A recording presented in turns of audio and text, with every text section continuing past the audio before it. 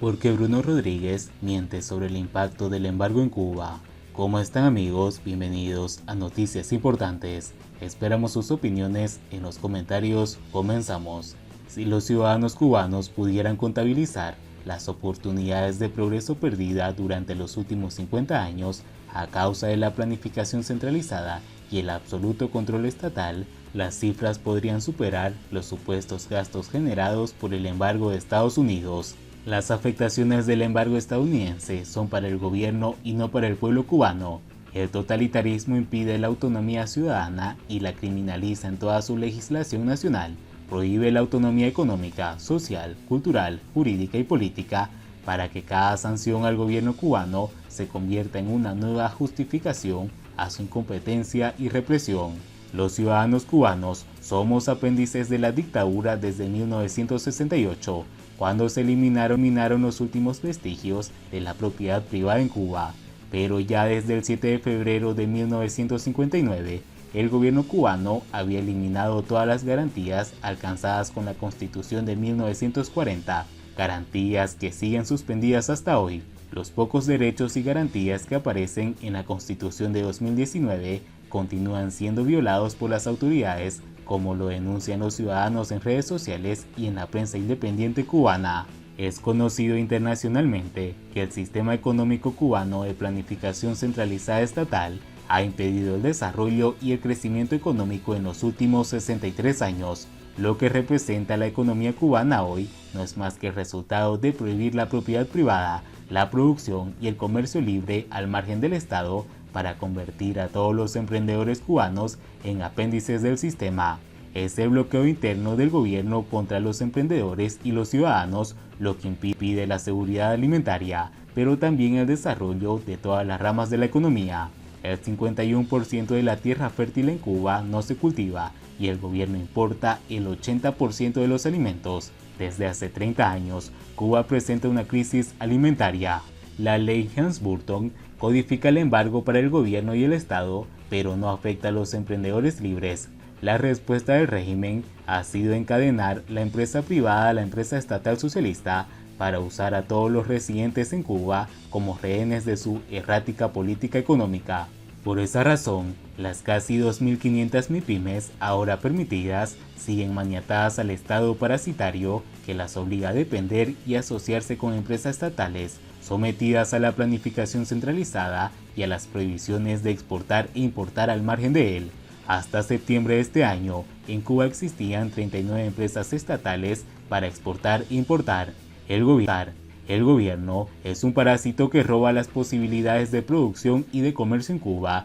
De ahí la crisis estructural y humanitaria que arrastra al país desde los años 90 del siglo pasado, cuando perdió los $4.000 millones anuales del subsidio soviético. El canciller cubano Bruno Rodríguez centró el informe que Cuba presentará ante la Asamblea General de la ONU en las supuestas pérdidas financieras que asocia el embargo estadounidense, pero estas cifras no son verificables. A pesar de la supuesta hostilidad del vecino del norte, el gobierno cubano se precia de tener relaciones comerciales con 155 países. Efectivamente, el consorcio militar Gaesa, creado en los años 90, que no rinde cuentas ni a la Contraloría General de la República ni al Parlamento cubano, sufrió las primeras sanciones del expresidente Donald Trump. Se vio obligado a cerrar su compañía Fincimex, encargada de recibir las remesas que enviaban los... Pero es necesario señalar que mientras estuvo funcionando, dicha empresa ganó miles de millones de dólares con el gravamen del 10% que mantuvo sobre el dólar, además de confiscar todas las divisas. Estos ingresos multimillonarios no fueron invertidos en el desarrollo del país, gracias a la opacidad y la discrecionalidad con la que opera Gaesa. No obstante, las ganancias netas del consorcio se extienden a las tiendas en moneda libremente convertible, MLC, donde los productos de primera necesidad tienen un gravamen del 240%. En los últimos 30 años, ¿cuánto ha ganado el consorcio militar sin revertirlo en la industria ni en la agricultura? Contrario a lo esperado, el gobierno cubano apostó por el desarrollo del turismo internacional, un sector fundamental de desarrollo económico en la isla. 3 décadas después, Sin embargo, la industria turística del país no se ha consolidado y para su funcionamiento depende de la mayor proporción de insumos fuera de la industria hotelera.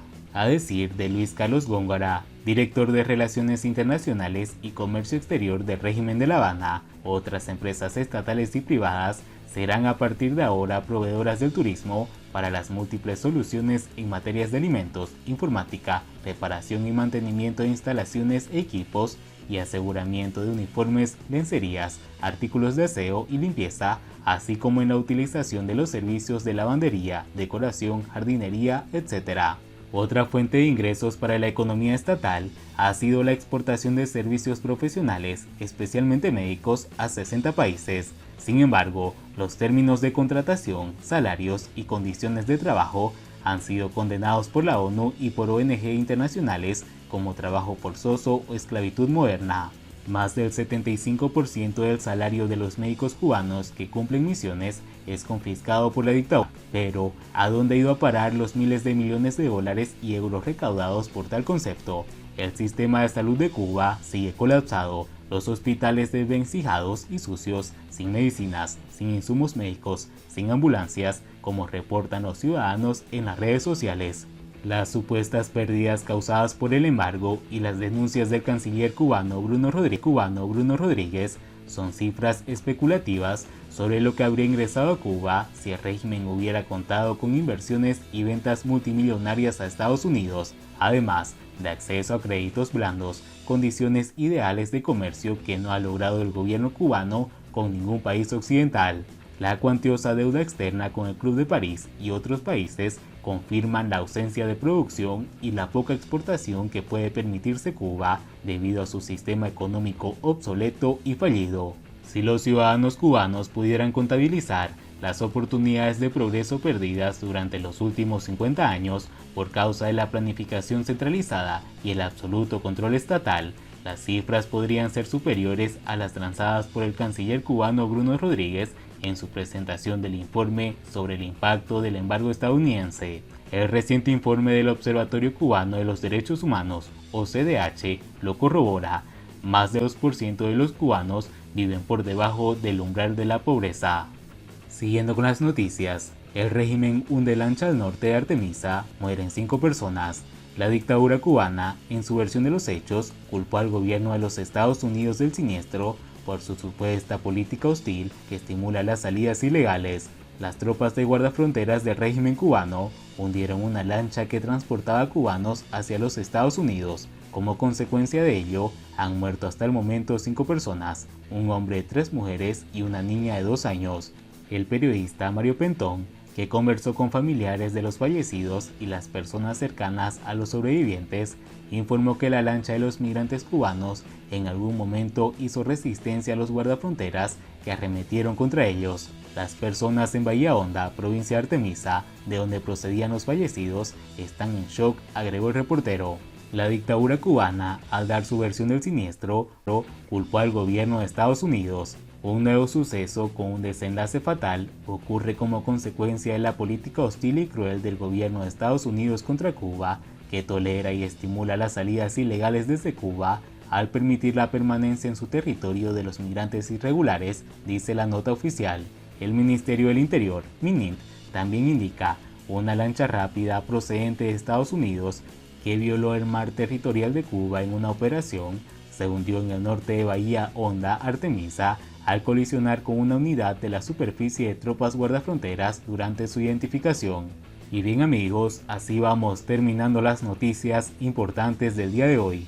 Por favor, nos ayudarían mucho compartiendo las noticias y así poder informar a muchas más personas de la verdadera realidad en Cuba. Patria y vida mis hermanos, nos vemos en el siguiente